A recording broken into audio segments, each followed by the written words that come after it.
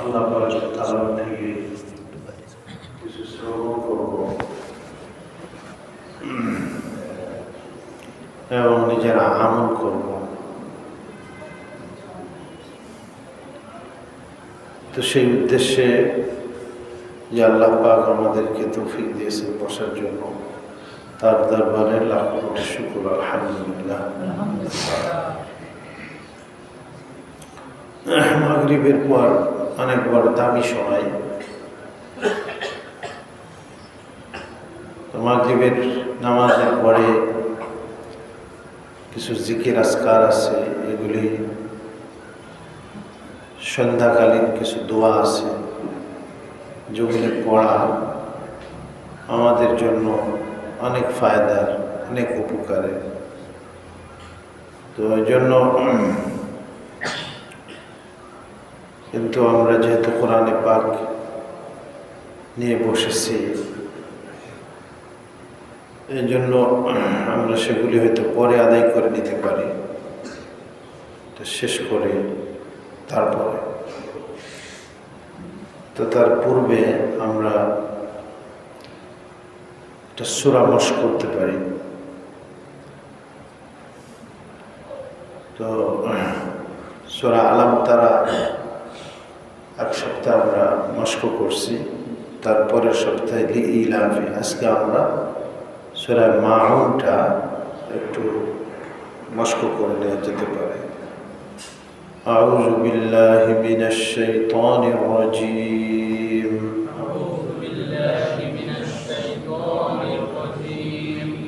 বিসমিল্লাহির রাহমানির রাহিম।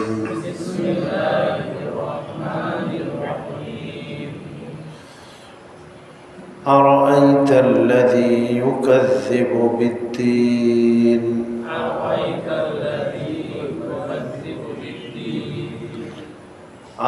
র শব্দ আর না, রার উপরে জবর হবে।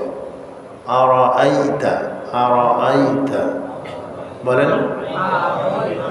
আরাআইতা, আরাআইতা। আসলে শব্দটা হইল রাআইতা। মানে তো জিজ্ঞাসাবোধক শব্দ, আর রাআইতা মানে দেখছেন, আপনি কি দেখেছেন? আরাআইতা, রাআইতা, আরাআইতা আল্লাযী ইউকাযযিবু বিদ্দীন।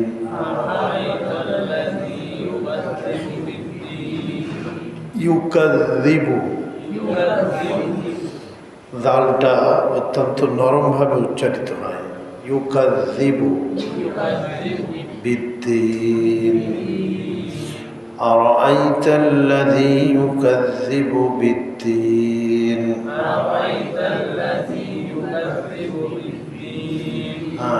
এর অর্থ হলো আপনি কি দেখেছেন। আর মানে জিজ্ঞাসাবোধক শব্দ, রাআইতা মানে দেখেছেন, আল্লাযী মানে ওই ব্যক্তিকে, ইউকাযযিবু মানে মিথ্যা সাব্যস্ত করে, বিদ্দীন মানে দিনকে। আপনি কি দেখেছেন ওই ব্যক্তিকে যে ব্যক্তি দিনকে মিথ্যা সাব্যস্ত করে। দিন বলতে এখানে ইসলাম, আমাদের দিন শরিয়া। তো ওই ব্যক্তিকে কি আপনি দেখে, এটা আবু জেহেল, আবু লাহাব, এদের ব্যাপারে এটা নাজিল হয়েছে আসলে এই সূরাটা। أرأيت الذي يكذب بالدين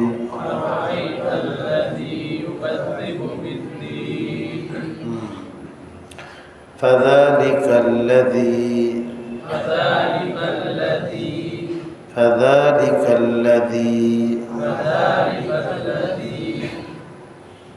يدع المسكين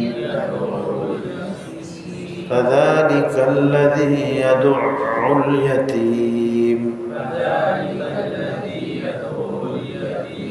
দেখেন এইখানে কিন্তু অনেকগুলি দাল আছে এই সূরার মধ্যে, অনেকগুলি কি আছে দাল। শুরুতে আরাআইতাল্লাযী, এখানে একটা দাল আছে। তারপর আছে ইউকাযযিবু, ইউকাযযিবু এখানে দাল আছে। ফাযালিকা এখানেও কিন্তু একটা কি আছে, দাল খালা যাবে না, দাল। ফাযালিকাল্লাযী ইয়াদুল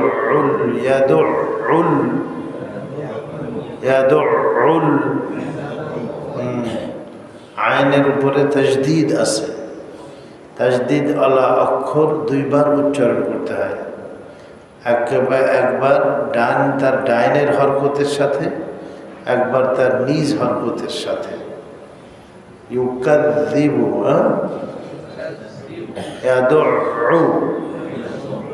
ইয়াদুল ইয়াতীম ফাযালিকা আল্লাযী ইয়াদুল ইয়াতীম।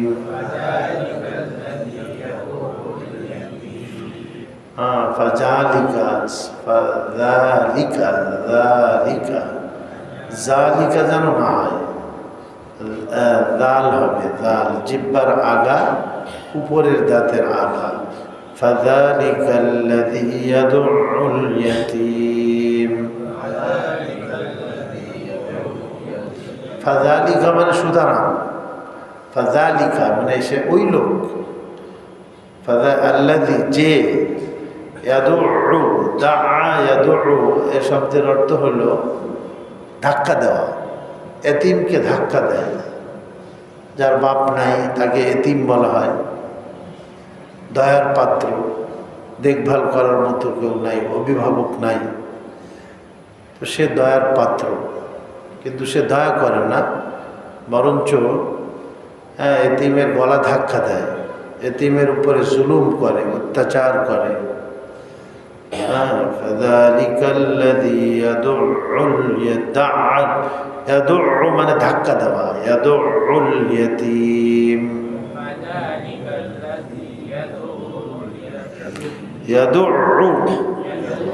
ইয়াদুউ গলার মাঝখান থেকে উচ্চারণ হবে, ইয়াতীম ইয়াতীম। ফাযালিকাল্লাযী ইয়াদুল ইয়াতীম।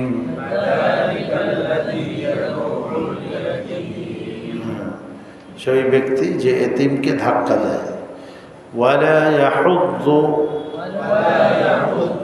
ইয়াহুয্যু ইয়াহুয্যু যাদ যাদের উপর এখানে তাজদীদ আছে, তো এই জন্য ইয়াহুয্যু। ওয়ালা ইয়াহুয্যু আলা তাআমিল মিসকিন। ولا يحض على طعام المسكين।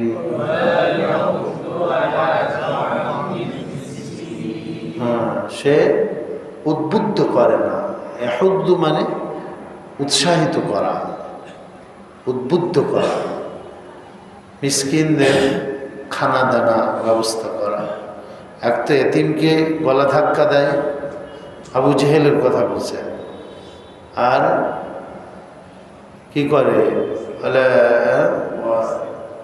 ইয়াহুদ্দু আলা তাআমিল মিসকিন, মিসকিনের খানা দানা, খানা খাওয়ানোর ব্যাপারে নিজে তো খাওয়াই না, অন্যকেও উদ্বুদ্ধ করে না, বরঞ্চ অন্যকে নিরুৎসাহিত করে, অন্যকে মানা করে, নিষেধ করে। ওয়ালা ইয়াহুদ্দু আলা তাআমিল মিসকিন, মিসকিনকে খানা খাওয়ানোর ব্যাপারে সে কি করে না, উদ্বুদ্ধ করে না, উদ্বুদ্ধ করে, উৎসাহিত করে না। ফাওয়াইলুল লিল মুসাল্লিন। সুতরাং ওয়াইলুন, ওয়াইল, ফাওয়াই বলেন, ফাওয়াই, ফাওয়াইলুল লিল মুসাল্লিন। সুতরাং ওয়াইল, ওয়াইল শব্দের অর্থ হলো ধ্বংস, অথবা জাহান্নামের খুবই একটা নিম্ন একটা স্তরের নাম হলো ওয়াইল। ফাওয়াইলুল লিল মুসাল্লিন। ওয়াইল মানে ধ্বংস ওই সমস্ত মানুষের জন্য যারা নামাজ পড়ে। যারা কি, তাহলে কি হলো, নামাজ পড়া যারা আমরা নামাজ পড়ি তাদের জন্য ধ্বংস। কিন্তু কোন ধরনের নামাজ পড়ে যারা, তার বর্ণনা পরে আসতেছে। সকল নামাজের জন্য ধ্বংস না, বরঞ্চ ফাওয়াইলুল লিল মুসাল্লিন, বলেন আল্লাযীনা হুম আন সালাতিহিম সাহুন।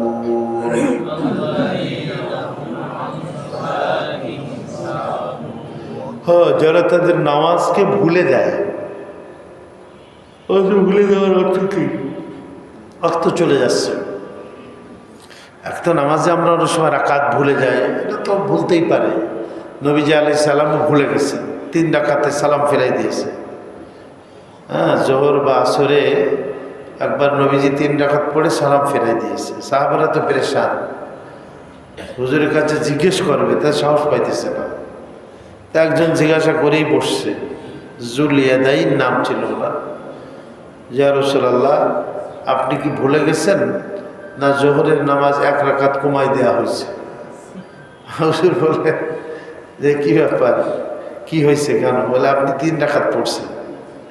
হুজুরও বুঝতে পারেন না, দেখেন। তো তখন নবীজি আলাইহিস সালাম আবার আসে, বাকি 1 রাকাত পড়ে তারপরে আবার সালাম ফিরেন। তখন নামাজের মধ্যে কথাবার্তা বলা যাইতো, হাঁটা চলা করা যাইতো। এই যে নামাজ পড়ে সব বেরোচ্ছে, সেই সময় নেই ওনারা আপোষে বলছেন যে ইয়া রাসূলুল্লাহ, আপনি তো নামাজের পরে 3 রাকাত পড়ছেন।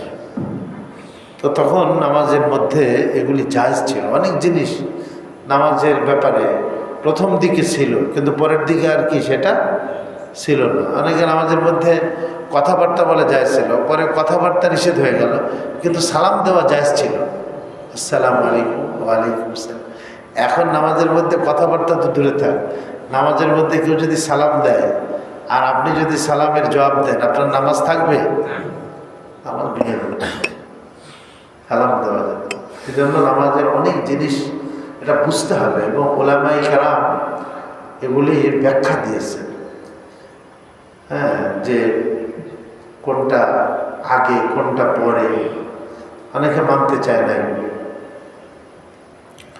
তো যাক, তো গেলা আল্লাযীনা হুম আন সালাতিহিম সাহুন, যারা তাদের নামাজকে ভুলে যায়, অক্ত চলে যাচ্ছে, তো বেখবর, একেবারে গুরুত্ব নাই নামাজের প্রতি।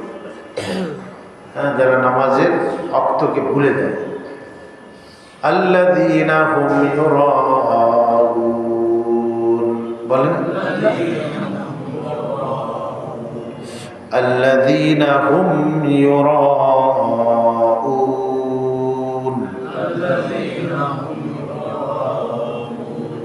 হ্যাঁ, আল্লাযীনা মানে ওই সমস্ত লোক, ইউরাউন, ইউরাউন মানে কি? দেখায়।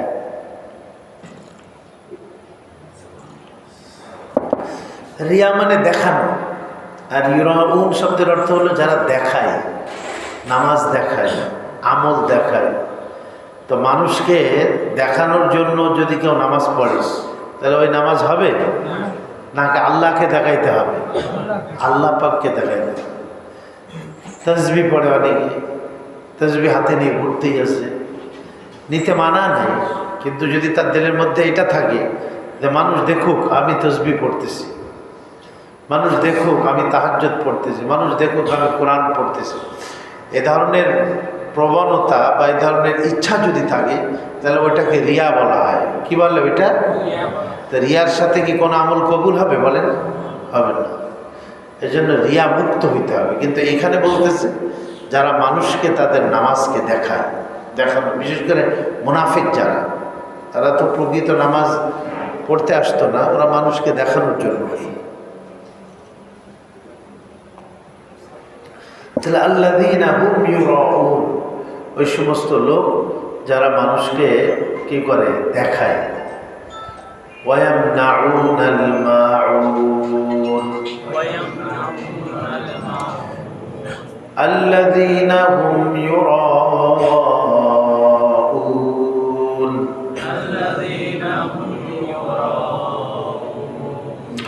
এখানে এই মধ্যে মুত্তাসিল বলে এটারে, কি বলে এটারে? র পরে মদের অক্ষর, তারপরে হামজা, তো মধ্যে, হ্যাঁ মধ্যে মুত্তাসিল 4 আলিফ টানতে হয়। কয় আলিফ টানতে হয়? আর মধ্যে মুনফাসিল 3 আলিফ টানতে হয়। 1 আলিফ টানলেও চলে, কিন্তু উত্তম হলো 3 আলিফ টানা। এটা হলো মধ্যে মুত্তাসিল, তো এই জন্য এটাকে 4 আলিফ টানতে হবে।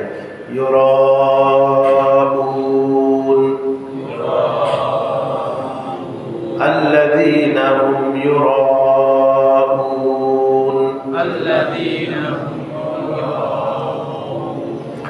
হ্যাঁ যারা প্রদর্শন করে আমলে দেখায়। ওয়ায়ামনাউনাল মাউন, জি ওয়ায়ামনাউনা বলেন, নাল ওয়ায়ামনাউনাল মাউন। ইয়ামনাউনা মানে হলো নিষেধ করে, মানা করে, দেয় না। মাউন মানে ছোট ছোট জিনিস, যেটা দিলে কোনো ক্ষতি নেই। কি গৃহস্থালীর অনেক সামানাপত্র আছে না, সেগুলি একটু চাইলো একজন, একটা তাও চাইলো, খুন্তা চাইলো, একটা কাঁচি চাইলো, তা দিলে আপনার কোনো ক্ষতি নেই। ছোট ছোট জিনিস এগুলোও দেয় না। এমন বখিলের বখিল, এমন বখিলের বখিল যে মাউন মানে ছোট ছোট জিনিস, সেটাও তারা কি করে না, দেয় না। সেই সমস্ত মানুষের জন্য ওয়াইল, তাদের জন্য কি? হ্যাঁ, ওই সমস্ত মুসল্লি নামাজি যারা দেখায় এবং যারা কি করে ভুলে দেয়, নামাজকে যারা ভুলে দেয়, দেখায় এবং ক্ষুদ্র ক্ষুদ্র জিনিস দেয় না। এটা দেওয়া উচিত। একটা পানি খাবে, একটা মগ চাইলো, একটা বদনা চাইলো, লুটা চাইলো, আপনি দিলেন না, এটা ঠিক না। যাক, আল্লাহ তাআলা আমাদের সবাইকে আমল করার তৌফিক দান করেন। যাক, আমরা এই গত সপ্তাহে এইখান থেকে 61 নম্বর আয়াত সম্ভবত এই সূরাতুশ শুআরা, এখান পর্যন্ত আমরা আলোচনা করছিলাম। আজকে তারপর থেকে আউযু বিল্লাহি মিনাশ শাইতানির রাজীম, বিসমিল্লাহির রহমানির রহিম। فلما تراءى الجمعان قال أصحاب موسى إنا لمدركون قال كلا إن معي ربي سيهدين فأوحينا إلى موسى أن اضرب بعصاك البحر فانفلق فكان كل فرق كالطود العظيم وأزلفنا ثم الآخرين وأنجينا موسى ومن معه أجمعين ثم أغرقنا الآخرين إن في ذلك لآية وما كان أكثرهم مؤمنين وإن ربك لهو العزيز الرحيم। হযরত মূসা আলাইহিস সালামের ঘটনা বলতেছিল পূর্বের থেকে, তাই না? উনি মাদায়েনে 10 বছর থাকার পরে উনি ওনার স্ত্রীকে নিয়ে রওনা দিয়েছিলেন মিশরের দিকে। নিজের বাড়ি মিশর, সেখানে যাবেন। সেখানে মা আছে, ভাই আছে, অন্যান্য লোকজন আছে। তো রাস্তার মধ্যে তুর পাহাড় পড়ে, বা রাস্তা ভুলে গেলেন। সেখানে একটা দেখলেন, গাছে আগুন দেখলেন দূর থেকে। মূসা আলাইহিস সালাম বললেন যে তোমরা এখানে অপেক্ষা করো, আমি ওখানে যাই, সেখান থেকে আগুন নিয়ে আসি, অথবা কোনো লোকজন পাওয়া যাবে সেখানে, তাদের কাছে রাস্তা জিজ্ঞেস করা দাও, আমি তো রাস্তা ভুলে গেছি, অন্ধকার রাত ছিল, ইলেকট্রিসিটি তো এরকম ছিল না, রাস্তা ভুলে গেছি, ওখানে যাই। কিন্তু ওখানে যাওয়ার পরে দেখলো আসলে ওটা আগুন ছিল না, ওটা নূর ছিল। কি ছিল ওটা? নূর ছিল, জ্যোতি, আলো। তো আল্লাহ রাব্বুল আলামিন সেখানে তাকে নবুয়ত দিলেন এবং ওই তুর পাহাড়ে আল্লাহ পাকের সাথে তার কথোপকথন হলো। উনি বললেন যে আল্লাহ, আমার সাথে আমার ভাই হারুনকেও তুমি নবুয়ত প্রদান করো। তা আল্লাহ তাআলা বললেন, ঠিক আছে, তোমার দোয়া আমি কবুল করলাম এবং তোমার দাবি মেনে নিলাম, তোমাকেও আমি নবুয়ত দিলাম আর সাথে সাথে তোমার ভাইকেও আমি নবুয়ত দিলাম। সুবহানাল্লাহ। আগে নবুয়ত ছাড়া তো আসলে দাওয়াত দেওয়া যাইত না, কিন্তু আল্লাহ তাআলা এই উম্মত যারা আমাদেরকে অন্যান্য উম্মতের উপরে দেখেন কি প্রাধান্য দিয়েছেন আল্লাহ তাআলা, যে নবীদেরকে দাওয়াত দিতে গেলে তাকে নবুয়ত দেওয়া লাগতো, তারপরে পাঠানো লাগতো দাওয়াতের জন্য। কিন্তু আমরা তো নবুয়ত ছাড়াই তো যাইতে পারি, কি? হ্যাঁ, আল্লাহ তাআলা এই উম্মতকে নবুয়ত ছাড়াই দাওয়াতের কাজ করার কি হুকুম দিয়েছেন বা দায়িত্ব দিয়েছেন। কিন্তু নবুয়তের নবী হবে না, ঠিক আছে, কিন্তু সে নবীওয়ালা কাজ করতে পারবে, যে মানুষকে আল্লাহর পথে, ঈমানের পথে, আখিরাতের পথে, কলেমার পথে, নামাজের পথে মানুষকে সে দাওয়াত দিবে। এই জন্য আমাদের জন্য এটা সম্মানের কিনা, কি বলে না? আল্লাহ বলছেন, কুনতুম খায়রা উম্মাতিন উখরিজাত লিন-নাস, তোমরাই শ্রেষ্ঠ উম্মত, তোমাদেরকে মানুষের নাজাত ও মুক্তির জন্য পাঠানো হয়েছে। এই জন্য আমরা, আমাদের সবারই দায়িত্ব অন্যকে দাওয়াত দেওয়া, আল্লাহর দিকে আহ্বান করা। হ্যাঁ, এই জন্য আমরা এই দাওয়াতওয়ালা কাজ যদি করি, তাহলে আল্লাহ তাআলা বিপদ আপদ আমাদের থেকে উঠাই নেবেন। সবাই করবো তো ভাই ইনশাআল্লাহ? যাক, তো বললেন যাও। তো হযরত মূসা আলাইহিস সালাম তো এই সফরে গেলেন এবং তার হারুন আলাইহিস সালামের সঙ্গে সাক্ষাৎ হইল এবং হারুন আলাইহিস সালামকে বললেন যে দেখো ভাই, আল্লাহ পাক আমার সাথে তোমাকেও নবুয়ত দান করেছেন এবং আমাদের দুজনকে নির্দেশ দিয়েছেন, ফেরাউন এত বড় জালেম যে খুদায়িত্বের দাবি করছে, এই ফেরাউনের কাছে গিয়ে তাকে আল্লাহর দাওয়াত দিতে হবে, তৌহিদ ও একত্ববাদের দাওয়াত দিতে হবে। হ্যাঁ, তো চলো। তো যাক, সেইখানে হযরত হারুন আলাইহিস সালামকে নিয়ে গেলেন। যাওয়ার পরে ঘটনা মানে এখানে বলছে বিগত, যে সেখানে সে এটাকে অস্বীকার করলো ফেরাউন।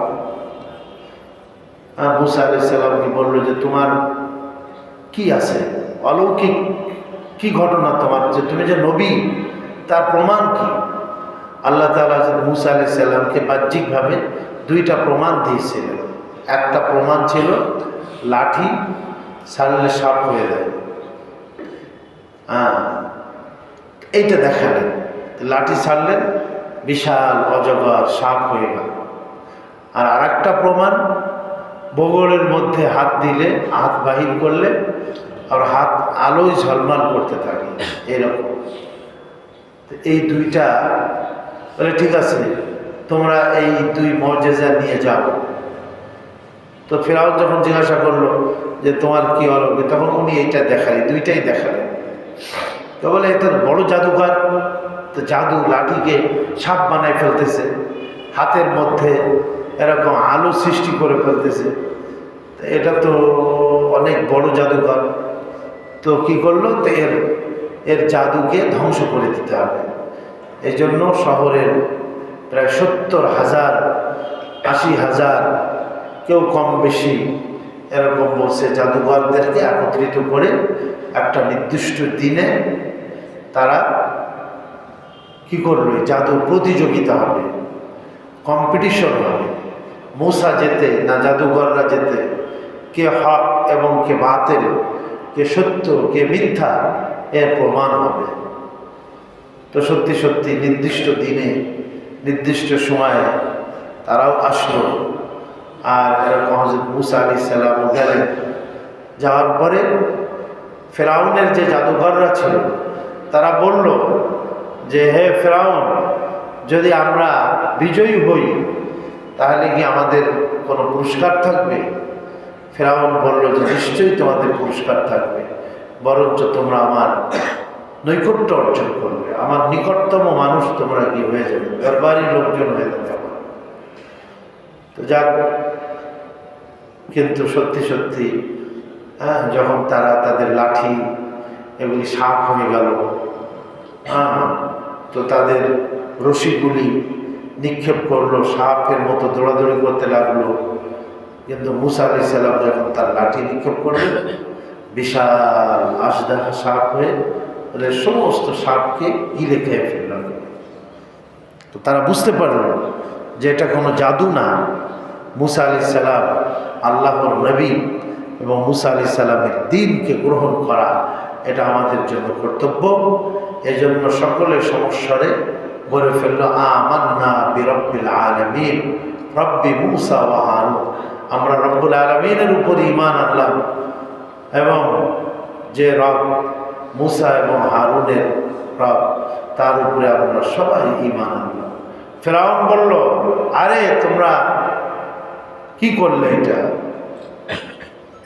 দেখেন, জয় পরাজয়ের মালিক কে বলেন? আল্লাহ।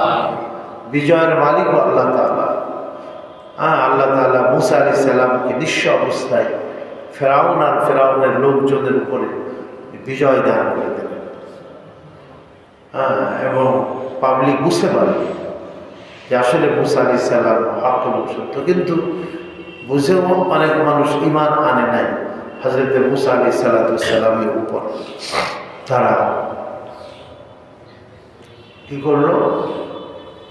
ওখানে চলে গেল। তারপরে প্রায় 40 বছর পর্যন্ত হযরত মুসা আলাইহিস সালাম এবং হারুন ফেরাউনকে দাওয়াত দিতে লাগলো, কিন্তু দেখা গেল যে সে গ্রহণ করলো না, বরঞ্চ বনী ইসরাইলের উপরে মুসা আলাইহিস সালামের কওম বনী ইসরাইল তাদের উপরে জুলুমের মাত্রা আরও বেশি বাড়াই দিতে লাগলো।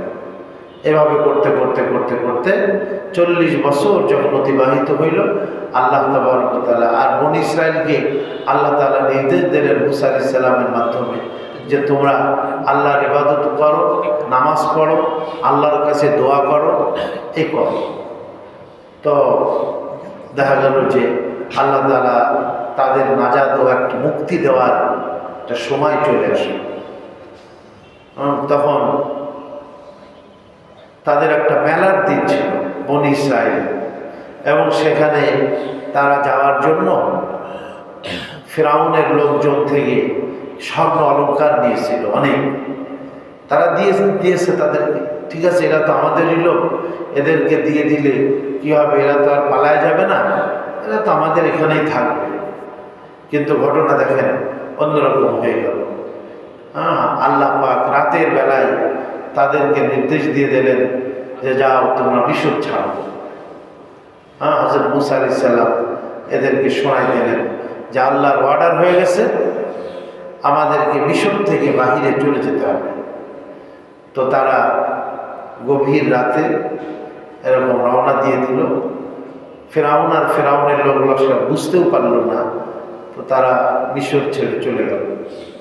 পরের দিন যখন ফেরাউন বুঝতে পারল, তখন চতুর্দিকে সে লোক পাঠাই দিল, বিভিন্ন লস্কর ফোর্স বাহিনী, তার সৈন্য সামন্ত এগুলিকে পাঠিয়ে দিল যে এদেরকে পিছু করতে হবে, এদেরকে ধাওয়া করতে হবে, এদেরকে গ্রেফতার করতে হবে, এদেরকে যাইতে দেওয়া যাবে না।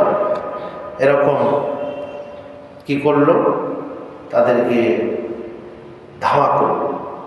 তো আল্লাহ তাআলা এখানে ওই ঘটনাই বলছেন যে ফাআতবাউহুম মুশরিকিন, সকালবেলায়। মুশরিকিন মানে হলো সকাল, ইশরাক বলে না আমরা, ইশরাকের নামাজ, বেলা যখন একটু উঠে দেয়, ঠিক ওই সকালবেলায় ফেরাউনের লোকজন তাদেরকে ধাওয়া করল, পিছনে তারা 16 লক্ষ মানুষ, বিশাল ব্যাপার। ফালাম্মা তারাআল জামআন, একেবারে কাছাকাছি চলে আসে দুই দল। একটা হলো মুসা আলাইহিস সালামের দল, বনি ইসরাইল বলা হয়তো, আর একটা হলো ফেরাউন এবং ফেরাউনের লোক লস্কর, যাদেরকে কিপ্তি বলা হতো, কিপ্তি। তো এই দুই দল পরস্পর কাছাকাছি চলে আসলো। একজন আরেকজনকে দেখতে লাগলো, এরা পিছন দিক থেকে দেখে, ওরাও পাশ থেকে দেখে। ক্বালা আসহাবু মূসা, হযরত মূসা আলাইহিস সালামের সাথীরা বললেন, বনী ইসরাইল তারা কি বললেন?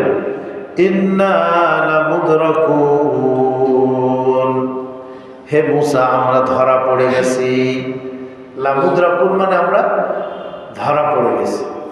সামনে বিশাল সমুদ্র, পিছনে ফেরাউনের বাহিনী সশস্ত্র, আর আমরা নিরস্ত্র, আমাদের কাছে বাহ্যিক কোনো শক্তি নেই।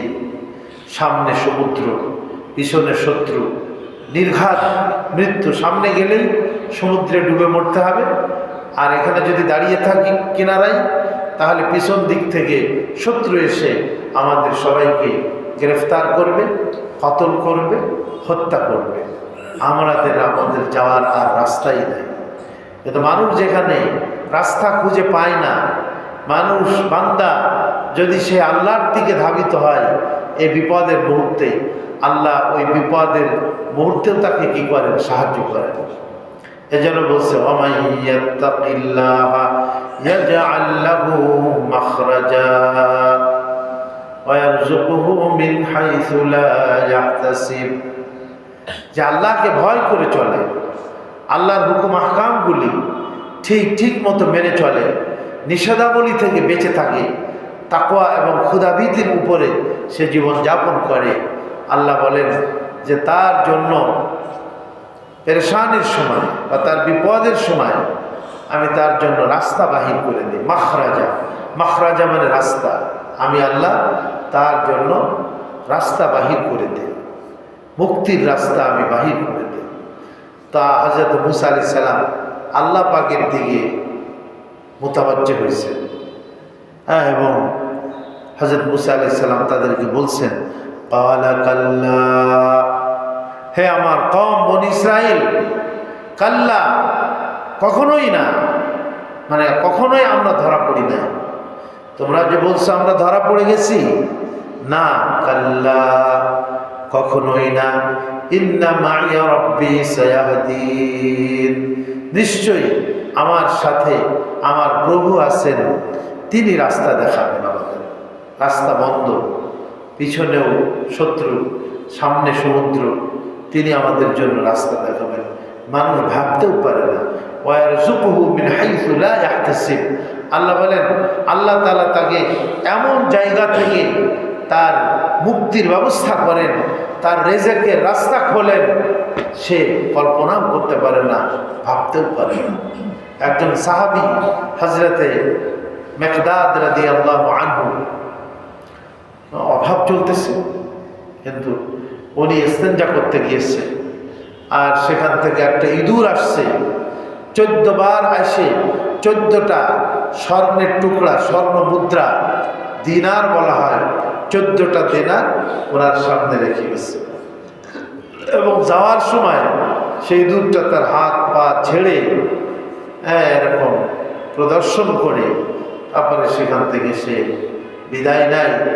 বলে যে আমার কাছে যা ছিল সবগুলি তোমাকে দিয়ে গেলাম, হাত পা ঝাড়ে এখন আমি খালি হয়ে গেছি, আমার কাছে আর কিছুই নেই। সুবহানাল্লাহ।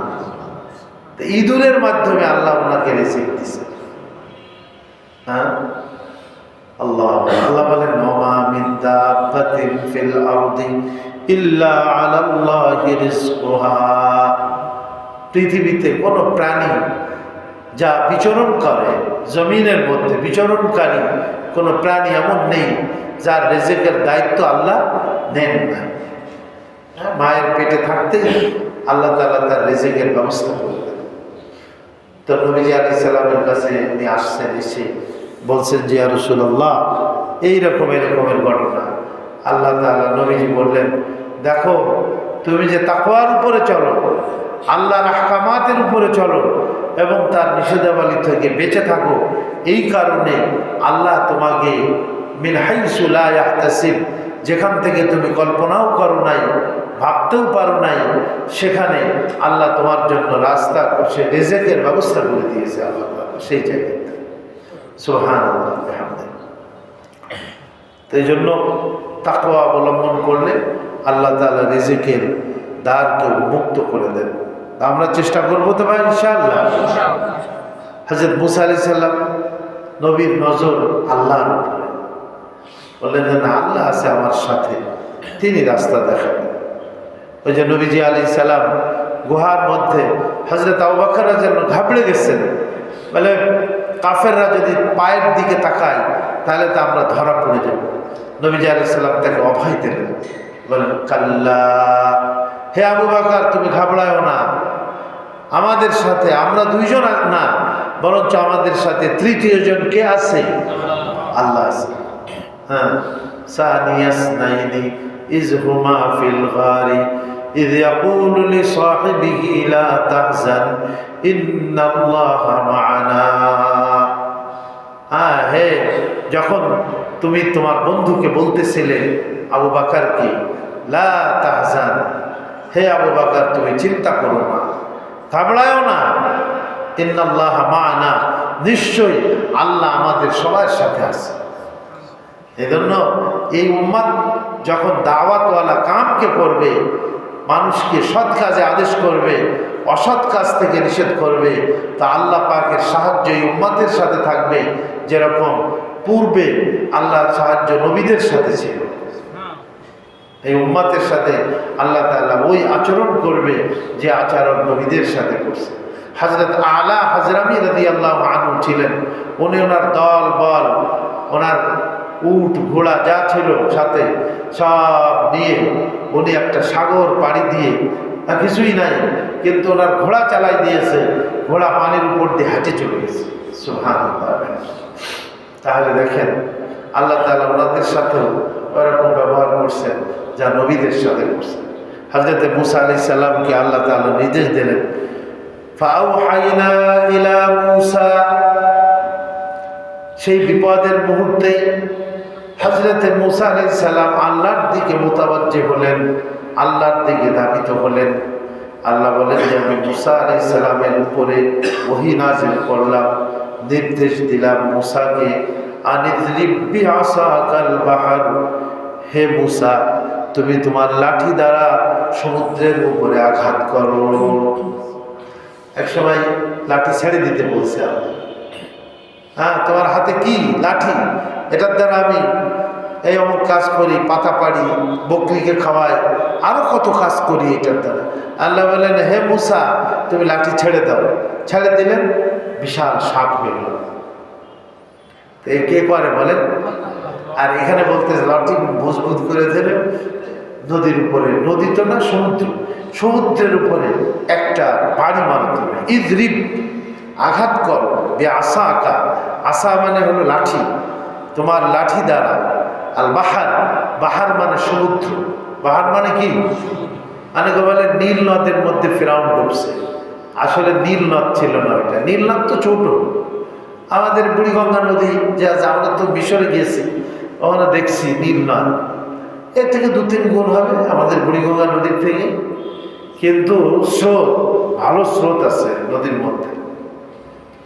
তো আপনার এর মধ্যে ঢোকে না, এটা বাহার মানে সমুদ্র। আর নাহার, নাহার মানে হলো নদী। নাহার মানে কি?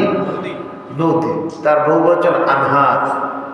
আর বাহরুন সমুদ্র, এর বহুবচন হলো আবহুর, আবহুর। আল্লাহ বলছেন না যে 7 সমুদ্রও যদি আনো আর পৃথিবীর সমস্ত বৃক্ষগুলি যদি কলম হয় আর সারা 7 সমুদ্রের পানি যদি কালি হয় আর তা দিয়ে যদি আমার গুণাগুণ লেখো তাও শেষ করা যাবে। সুবহানাল্লাহ। তো লাঠি সমুদ্রের উপরে মারলেন, ফালাকা, সমুদ্র পানি ভাগ হয়ে গেল, 12 ভাগে ভাগ হয়ে গেল। কয়টা ভাগ? আল্লাহু আকবার। কোন কোন রওয়ায়াতে পাওয়া যায় মাঝখানে কাদা মাদা যা ছিল, বাতাস আল্লাহ তাআলা হুকুম দিয়ে দিলেন দ্রুত সেই যে মাঝখান দিয়ে যে রাস্তা, সেই রাস্তা ওই বাতাস এমন দ্রুত বেগে বইল যে ওই রাস্তা একেবারে শুকায় গেল। সুবহানাল্লাহ। ওদের পায়ে যেন কাদাও না লাগে। আল্লাহর বান্দা দেখেন, হ্যাঁ, যদিও ওরা ওই রকমের মানে আল্লাহর ফরমাবরদার বান্দা ছিল না, তারপরেও আল্লাহ ওদেরকে কি করছেন? সাহায্য করছেন, যে তাদের সাথে নবী ছিল। আর আমরা যদি আল্লাহর ফরমাবরদারি করি তাহলে আল্লাহ আমাদের কেমন সাহায্য করবেন চিন্তা করতে পারি। এজন্য সর্ব অবস্থায় আল্লাহ তাআলার ফরমাবরদারির মধ্যে আমরা আমাদের জীবনকে কাটানোর চেষ্টা করব, ঠিক আছে না ইনশাআল্লাহ? ফানফালাকা, সমুদ্র ভাগ হয়ে গেল। হ্যাঁ, কেমন? ফাকানা কুল্লু ফিরকিন কাত্তাউদিল আযীম, 12টা ভাগ হয়ে, বলে এক একটা ভাগ পানি মাঝখান দিয়ে, কাত্তাউদিল আযীম, বিশাল পাহাড়ের মতো উঁচু হয়ে রইল পানি মাঝখান দিয়ে, আর মাঝখান দিয়ে শুকনা রাস্তা হয়ে গেছে। সুবহানাল্লাহ। আর বনী ইসরাইল 12 গোত্রে বিভক্ত, প্রত্যেক গোত্র আলাদা আলাদা রাস্তায় চলবে, এবং মাঝখানে গ্লাসের মতো দেখা যাইতেছে যে আমাদের ওই গোত্রের লোকেরা তাদের কি অবস্থা, তারা আবার ডুবে ডুবে যায় কিনা, হ্যাঁ, বলে সব দেখা যাইতেছে গ্লাসের মতো। 12টা দল সব সমুদ্রের ওই পারে তারা উঠে গেল। এদিকে ফিরআউন তার লোক লস্কর নিয়ে সমুদ্রের পাড়ে আসলো। হ্যাঁ, দেখে যে রাস্তা, হ্যাঁ, পানির। তো ফিরআউন তাদেরকে বোকা বুঝাইল যে দেখো, এই সমুদ্র তোমাদের জন্য আমাদের জন্য রাস্তা করে দিয়েছে সমুদ্র, আর ওদেরকে তো ধরতেই হবে যে কোনোভাবে। তো ফিরআউনের ঘোড়া এটা নামতেছিল না। অনেক সময় জীব জানোয়ার তারা আল্লাহর আযাব বুঝতে পারে। অনেক সময় কবরস্থানের পাশে দেখবেন প্রাণী, গরু লম্পঝম্প করে, দৌড়াদৌড়ি করে। কেন? তো বুঝতে পারে এই কবরের মধ্যে আযাব হইতেছে। তো এরকম ফিরআউনের ঘোড়া হয়তো বুঝতে পারছে, এই জন্য নামতেছে না। হযরত জিবরাইল আমিন আর একটা ঘোড়া এনে সামনে ধরছে। ওই ঘোড়া তখন সামনে অগ্রসর হয়েছে, ফিরআউনের ঘোড়াও সামনে অগ্রসর হয়েছে তার দেখা দেখি।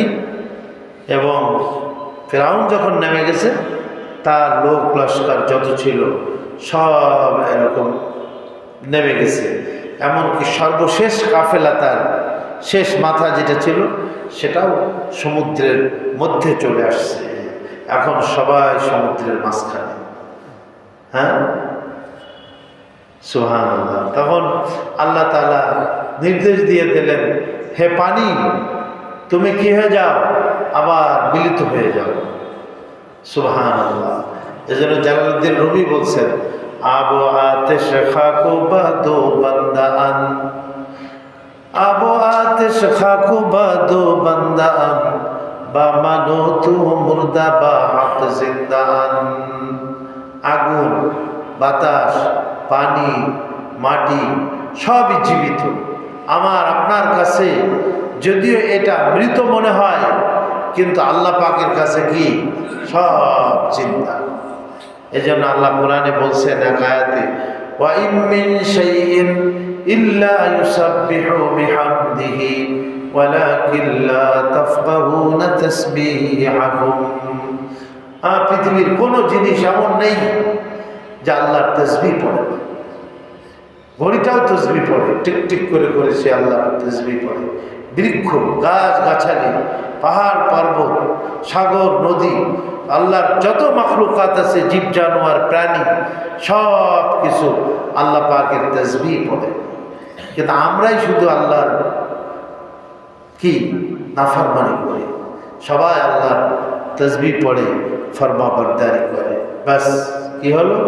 ওয়াজলাফনা সাম্মাল আখারিন, অন্যদেরকে মানে ফিরআউন আর ফিরআউনের লোকজনকে আমি সেখানে নিকটবর্তী করে দিলাম। আজলাফনা মানে নিকটবর্তী করে দেওয়া, সমুদ্রের একেবারে নিকটবর্তী এবং সমুদ্রের মধ্যে নেমে গেল। আল্লাহু আকবার। وأنجينا موسى ومن معه أجمعين, আল্লাহ বলেন মুসা আলাইহিস সালাম এবং তার সাথে যারা ছিল সবাইকে আমি নাজাত ও মুক্তি দিয়ে দিলাম। সুবহানাল্লাহ। এজন্য আল্লাহ তাআলা সূরা বাকারার শুরুর দিকে বলছেন, হ্যাঁ, وَإِذْ نَجَّيْنَاكُمْ مِنْ آلِ فِرْعَوْنَ يَسُومُونَكُمْ سُوءَ الْعَذَابِ يُذَبِّحُونَ أَبْنَاءَكُمْ وَيَسْتَحْيُونَ نِسَاءَكُمْ وَفِي ذَلِكُمْ بَلَاءٌ مِّن رَّبِّكُمْ عَظِيمٌ। যখন আমি তোমাদেরকে ফিরআউনের জুলুম আর অত্যাচার থেকে মুক্তি দান করলাম, ফিরআউনকে ধ্বংস করে তার হাত থেকে তোমাদেরকে মুক্তি দিয়ে দিলাম। ফিরআউন এত বড় জুলুম করতেছিল তোমাদের উপরে, তোমাদের পুত্র সন্তানদেরকে হত্যা করতেছিল, কন্যা সন্তানদেরকে সে বাঁচিয়ে রেখেছিল। তা আমি আল্লাহ এই বিশাল জুলুম আর অত্যাচার থেকে তোমাদেরকে মুক্তি দান করলাম, আর তোমাদের শত্রু ফিরআউনকে সেই সমুদ্রের মধ্যে আমি আল্লাহ ধ্বংস করে দিলাম। বলে পানি যখন মিলে গেল সব ধ্বংস হয়ে গেল, আল্লাহ সবাইকে খতম করে দিলেন, কিন্তু ফিরআউনের ডেড বডি আল্লাহ তাআলা এটা হেফাজত করলেন, যে মানুষ তাকে দেখে যেন শিক্ষা গ্রহণ করে। তারপরেও তো মানুষ কি করে না, শিক্ষা গ্রহণ করেই না। আমাদের শিক্ষার জন্য চতুর্দিকে আল্লাহ আসমান জমিন পাহাড় পর্বত গাছ গাছালি কত নিদর্শনাবলী, চন্দ্র সূর্য এসব নিদর্শনাবলী আল্লাহ তাআলা রেখে দিয়েছেন, কিন্তু আমরা সেগুলির দিকে ভ্রুক্ষেপও করি না, খেয়ালও করি না। وَأَنْجَيْنَا مُوسَى وَمَن مَّعَهُ أَجْمَعِينَ, এবং আমি আল্লাহ মুসা আলাইহিস সালাম এবং তার সাথে যারা ছিল 6 লক্ষ, তাফসীরের রাওয়ায়াতের মধ্যে আসছে হযরত মুসা আলাইহিস সালামের সাথে 6 লক্ষ নিরস্ত্র অসহায় বনী ইসরাইল, যারা দীর্ঘ বছর ধরে ফিরআউনের এই অত্যাচারের চাতাকলে নিষ্পেষিত হচ্ছিল, সেই বনী ইসরাইলকে আমি নাজাত ও মুক্তি দিলাম। মুসা আলাইহিস সালাম এবং তার সাথে যে বনী ইসরাইল ছিল তাদেরকে আমি নাজাত ও মুক্তি দিলাম। সুম্মা আগরাকনাল আখারিন, আগরাকনা অতঃপর আমি ডুবিয়ে দিলাম আল আখারিন, অন্যদেরকে। আখারিন মানে অন্যদেরকে, অন্যদের বলতে এখানে ফিরআউন এবং ফিরআউনের যে 16 লক্ষ লোক লস্কর ছিল তাদের সবাইকে আমি ডুবাই দিলাম। আল্লাহ তাআলা মুসা এবং হারুন বাতিলকে কিভাবে আল্লাহ তাআলা খতম করেন। মানুষ যখন হকের উপরে চলে এবং হকের দাওয়াত দিতে থাকে, সত্যের দাওয়াত যখন মানুষকে দিতে থাকে, তো হক যখন জিন্দা হয়ে যায় আল্লাহ তাআলা তখন বাতিলকে খতম করে দেন, বাতিলকে মিটাই দেন আল্লাহ তাআলা। ইসলাম মক্কা আর মদিনা তে কি হয়ে গেছে, বিজয়ী হয়ে গেছে।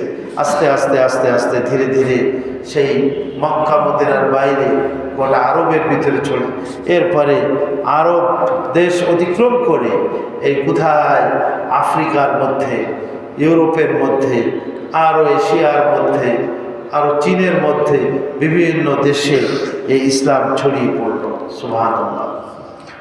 ইন্না ফি যালিকা লাআয়াতান, নিশ্চয়ই এগুলির মধ্যে নিদর্শন আছে তোমাদের জন্য, এই ঘটনার মধ্যে তোমাদের জন্য আয়াত মানে নিদর্শন।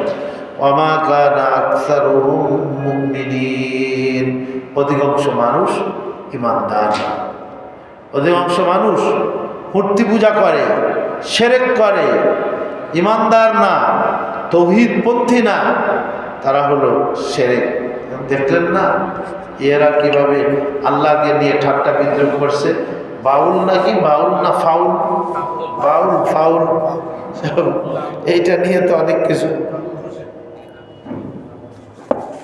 হ্যাঁ, কি রকম পুরুষ মহিলা সব একসাথে গান করে, নাচানাচি করে, কতই না ভাল লাগে নাকি ওইটা। হ্যাঁ, ওই ভাল লাগে বলেই তো ওরা ছাড়তে পারে না ওইটা। আর ওইখানে নিয়ে কোরআন শরীফকে নিয়ে ঠাট্টা করে, হ্যাঁ, আল্লাহকে নিয়ে ঠাট্টা বিদ্রুপ করে, আল্লাহর নবী রসুলকে নিয়ে ঠাট্টা বিদ্রুপ করে। আল্লাহ বলছেন তোমরা আর ঠাট্টা বিদ্রুপ করার আর কোনো জিনিস পাও না। আল্লাহ বিল্লাহি ওয়া আয়াতিহি, হ্যাঁ, কি তোমরা আল্লাহকে নিয়ে এবং আল্লাহর আয়াত, কোরআন শরীফের আয়াত ও নিদর্শন নিয়ে তোমরা কি করো, ঠাট্টা বিদ্রুপ করো। আর ঠাট্টা বিদ্রুপ করার আর কোনো কিছুই পাইলে না। নাউযুবিল্লাহি মিন যালিক। ওয়া কানা আকসারুহুম মুমিনিন, তাদের অধিকাংশ লোক তারা ঈমানদার নয়। ওয়া ইন্না রাব্বাকা লাহুয়াল আজিজুর রহিম, এবং নিশ্চয়ই আপনার প্রভু, আপনার পরওয়ারদিগার লাহুয়াল আজিজ, তিনি পরাক্রমশালী। শত্রু, তাকে ইসলামের দুশমন শত্রু, তাকে ধ্বংস করতে আল্লাহ পাকের কোনো কিছুরই প্রয়োজন নাই। ইন কানাত ইল্লা সাইহাতান ওয়াহিদা, আল্লাহ বলেন যে একটা আওয়াজ দিয়েছি আর একটা কম ব্যাস ধ্বংস হয়ে গেছে। জিবরাইল আলাইহিস সালামের এক আওয়াজে অন্তর ফেটে সব মারা গেছে। এক ভূমিকম্প দিয়ে দিয়েছি, এক ভূমিকম্পে সব খতম হয়ে গেছে। কওমে সামুদ, ভূমিকম্পের দিয়ে আল্লাহ ওদেরকে খতম করে দিয়েছে। ফেরেশতারা এক আওয়াজ দিয়ে ওদের অন্তর ফেটে গেছে, ওরা ধ্বংস হয়ে গেছে। তো আল্লাহ রাব্বুল আলামিনের বলে আজিজ, আজিজ মানে কি? শক্তিশালী, পরাক্রমশালী। পরাক্রমশালী যে ফিরআউনের মতো এত বড় জালেম বাদশাকেও তিনি কোনো পরোয়া করেন না, তাকে বলা হয় আজিজ। যে কোনো শক্তিশালী বাদশার শক্তিকে যিনি পরোয়া করেন না, তাকে কি বলা হয়? আজিজ বলা হয়, যে পরাক্রমশালী, শক্তিশালী। আর রহিম, ইমানদার যারা আছে তাদের প্রতি তিনি অত্যন্ত দয়ালু। লাহুয়াল আজিজুর রহিম, যারা আল্লাহকে বিশ্বাস করে এবং আল্লাহর সামনে মাথা নত করে দেয়, আল্লাহর হুকুম আহকামগুলিকে পালন করে, হ্যাঁ, তো তারা আল্লাহ পাকের কাছে অত্যন্ত দয়ার পাত্র। তো আল্লাহ পাকের একটা নাম হলো আজিজ, তিনি পরাক্রমশালী, আর আরেকটা নাম হলো রহিম, তিনি অত্যন্ত দয়ালু। এ পর্যন্ত হযরতে মূসা আলাইহিস সালাম এবং ফিরআউন, তাদের ঘটনা আল্লাহ তাআলা এখানে হক এবং বাতিলের ঘটনা এখানেই সমাপ্ত করছে। সামনে হযরত ইব্রাহিম আলাইহিস সালামের ঘটনা আল্লাহ তাআলা বয়ান করবেন। এজন্য আমরা চেষ্টা করি সবসময় হকের উপরে থাকার জন্য। কি বলেন? হ্যাঁ, নাহকের সাথে, নাহক যত বড়ই হোক আর যত সুন্দরই হোক, নাহকের সাথে আমরা কখনো থাকবো না। আমরা কার সাথে থাকবো বলেন? হকের সাথে। হকওয়ালারাই বিজয়ী হবে, কামিয়াব হবে, এবং তাদের নতিজা বা তাদের পরিণতি এটা কি মঙ্গল হবে, কল্যাণকর হবে, ভালো হবে। আল্লাহ আমাদের সবাইকে তৌফিক দান করেন। আজকে আমাদের এ পর্যন্তই থাক। ইব্রাহিম আলাইহিস সালামের অতলু আলাইহিম নাবা ইব্রাহিম, এখান থেকে 68 নম্বর আয়াত, এখান থেকে আমরা আগামী সপ্তাহে আলোচনা করব ইনশাআল্লাহ, আল্লাহ যদি আমাদের হায়াতে বাকি রাখেন। আগামী শনিবার 6 তারিখ এই যাত্রাবাড়ি মাদ্রাসায়, যাত্রাবাড়ির 4 রাস্তার মোড় থেকে একটু সামনে গেলেই ডান হাতে, এখানে বড় মাদ্রাসা বলে, যাত্রাবাড়ি বড় মাদ্রাসা। আর ওইখানে কি জানো মহল্লাটার নাম?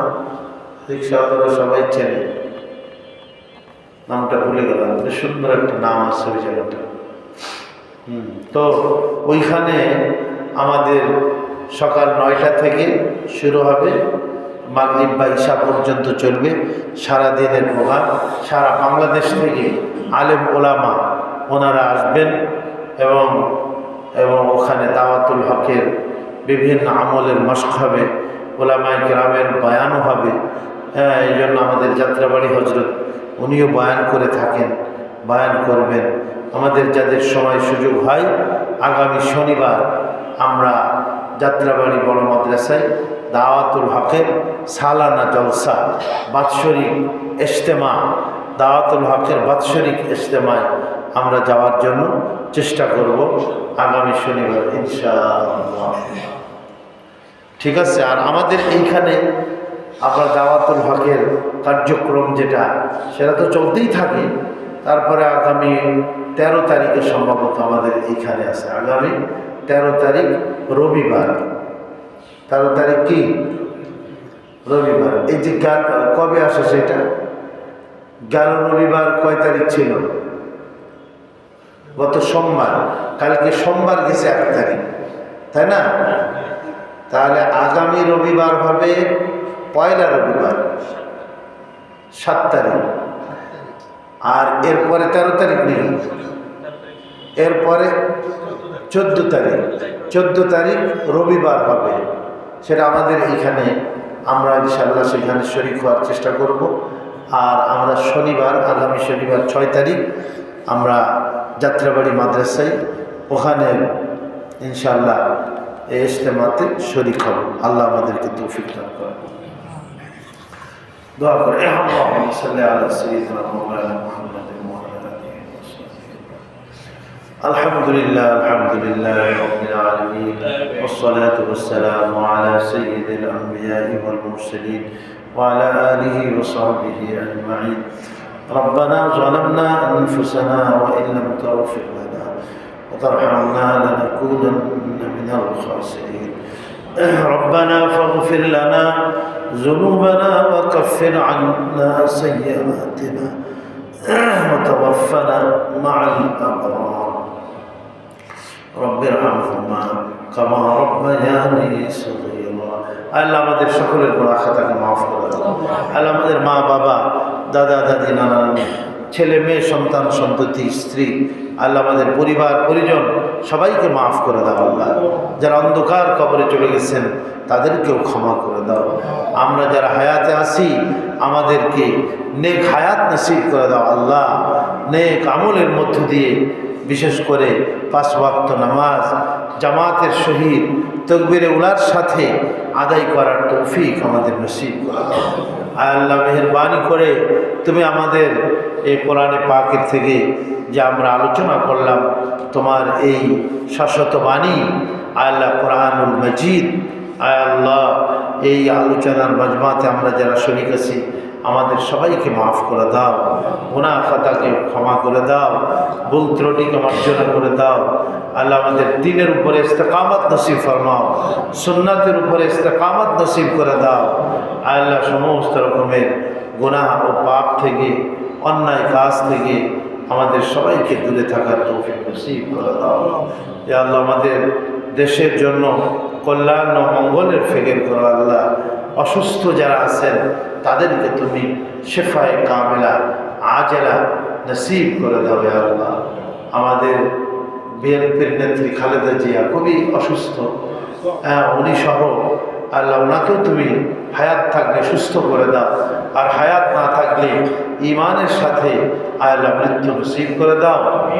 আর আল্লাহ আল্লাহ তার জীবনের গুনাহগুলিকে তুমি মাফ করে দাও, ভুল ত্রুটি আমাদের প্রত্যেকের গুনাহকে মাফ করে দাও। আমাদের ইমানের সাথে আমাদেরকে বেঁচে থাকার তৌফিক নসিব করে দাও।